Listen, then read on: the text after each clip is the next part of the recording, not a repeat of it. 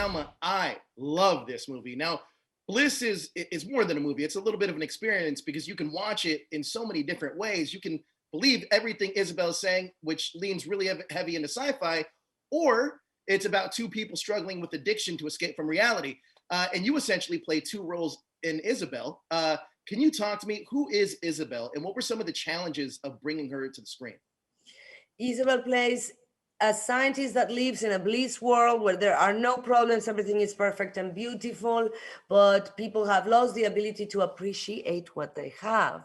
So she creates a machine that creates simulations of ugly worlds that have a lot of challenges and conflict, where you can go and experience that so you can come back to bliss and enjoy it and really have an appreciation of it and not take it for granted.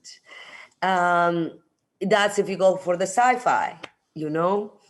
And if you go for the addiction, this is where they escape with the drugs. She needs to believe that none of what is happening to her it's real. There must be something better that we need to go to. And this is what she sells to Greg.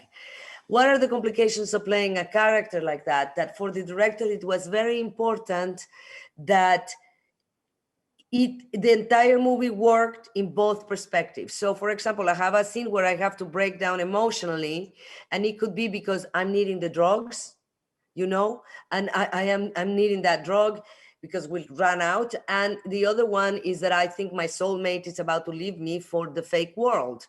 So I have an emotional breakdown, but she doesn't think it's real, these emotions. Yeah. So how do you become extremely emotional at the same time that you have to play an addiction, and at the same time that you are fighting the emotion because it's not real and you don't want to be dragged to the non-real? So it just complicates everything performance wise, but it makes it delicious to do the experiments with it. Absolutely. Now, one of the things you touched on I loved about the film is the subject matter of appreciation. Now, there's a saying that's always stuck with me. The sweet is never as sweet without the sour. What is bliss to you? Oh, bliss to me, it's actually a state of mind and a sensation that comes when you are at peace where you are, and at the same time, full with joy and wonderment, like in awe of where you are. It's not a place you go, it's a place you find inside of you where you are. Because if you think it's a place that you can go to, it's always going to walk away because it's about perfection. And perfection is in the imperfection. Absolutely. Now, this story touches on love. It's about forgiveness, science, and faith. And the film and the characters are extremely layered.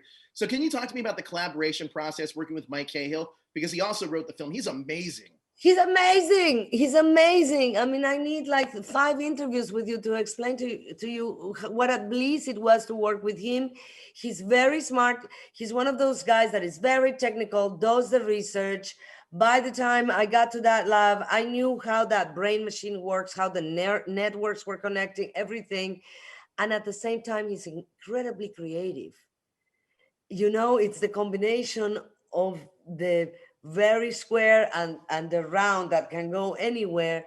And it's the same working with him. He has a very clear vision of what he wants, of what the movie is.